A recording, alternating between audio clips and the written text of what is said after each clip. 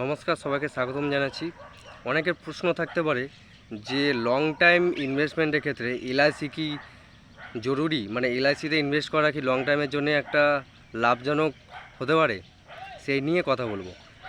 আমার মতে যে কোনো ইন্স্যুরেন্স আছে, হেলথ ইন্স্যুরেন্সটা বাদ দিয়ে, তবে ওটাকেও আমি আলাদা করে রাখছি, কেননা ওটা খুব কম প্রায়োরিটি।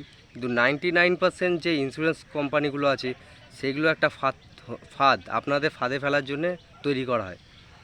হ্যাঁ, এটা শুনতে খারাপ লাগছে, তবে আপনারা যদি যাচাই করে দেখেন, একটু ঠান্ডা মাথায় গভীরভাবে ভেবে দেখেন, এটা একটা পুরোপুরি একটা ফাঁদ, সরকারের দ্বারা তৈরি করা, প্রাইভেট কোম্পানির দ্বারা তৈরি করা, যেটা আপনাদের পুরো লাইফকে গোলামি করার জন্য বাধ্য করে তোলে।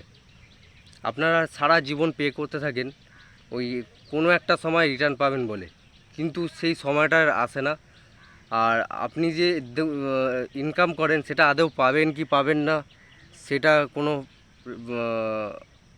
সিওরিটি থাকে না। অনেকে বলে পেপারে তো সিওরিটি থাকে, অনেকে পেয়েছে, সেটা এক্সেপশনাল। আপনারা বেশিরভাগ ক্ষেত্রে যদি রিসার্চ করে দেখেন, অনেকেই সেটা হয়তো নাও হতে পারে। তো এই ইনভেস্টমেন্টটা আমার মনে হয় একটা সেকেন্ডারি হতে পারে, বা সেকেন্ডও রাখাটা উচিত না, সবার লাস্টে রাখাটা উচিত। যত রকম ইন্স্যুরেন্স কোম্পানি আছে এগুলোকে অ্যাভয়েড করার চেষ্টা করুন।